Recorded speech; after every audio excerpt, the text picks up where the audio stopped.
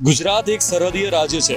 પાકિસ્તાનમાંથી થતા હુમલાની ગુજરાતના સરહદીય જિલ્લાઓ પર સીધી અસર થઈ શકે છે, જેમાં કચ્છ ઉપરાંત બનાસકાંઠા, પાટણ અને જામનગર વગેરે જેવા જિલ્લાઓનો સમાવેશ થાય છે. વડાપ્રધાન નરેન્દ્ર મોદીએ માત્ર આ જિલ્લાઓની જ નહીં પરંતુ સમગ્ર ગુજરાત રાજ્યની પરવા કરી છે. તેમણે ગુજરાતના મુખ્યમંત્રી ભૂપેન્દ્ર પટેલ સાથે વાતચીત કરીને વર્તમાન સ્થિતિ વિશેની માહિતી મેળવી છે.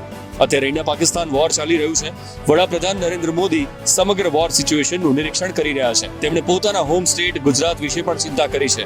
ગુજરાત એક સરહદીય રાજ્ય છે, તેથી વડાપ્રધાને ગુજરાતના નાગરિકોના જાન માલની સુરક્ષા સંદર્ભે માહિતી મેળવવા માટે ચીફ મિનિસ્ટર ભૂપેન્દ્ર પટેલ સાથે વાતચીત કરી છે. પ્રાઇમ મિનિસ્ટર મોદીએ ગુજરાતના સરહદીય જિલ્લાઓ કચ્છ, બનાસકાંઠા, પાટણ અને જામનગર વગેરે ઉપરાંત સમગ્ર ગુજરાતના નાગરિકોની ચિંતા કરી છે. વડાપ્રધાને ગુજરાતના નાગરિકોની સુરક્ષા અને સલામતીની સઘન માહિતી મેળવી છે.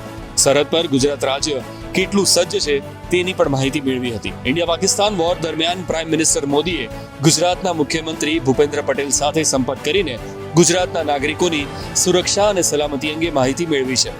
મુખ્યમંત્રી ભૂપેન્દ્ર પટેલે વડાપ્રધાનને ગુજરાતના નાગરિકો અને સરહદીય જિલ્લાઓ કચ્છ ઉપરાંત બનાસકાંઠા, પાટણ અને જામનગર વિશેની જમીની હકીકતથી વાકેફ કર્યા છે. વડાપ્રધાન નરેન્દ્ર મોદીએ ગુજરાતના ચીફ મિનિસ્ટર ભૂપેન્દ્રભાઈ પટેલ પાસેથી આગોતરા આયોજનની પણ જાણકારી મેળવી છે.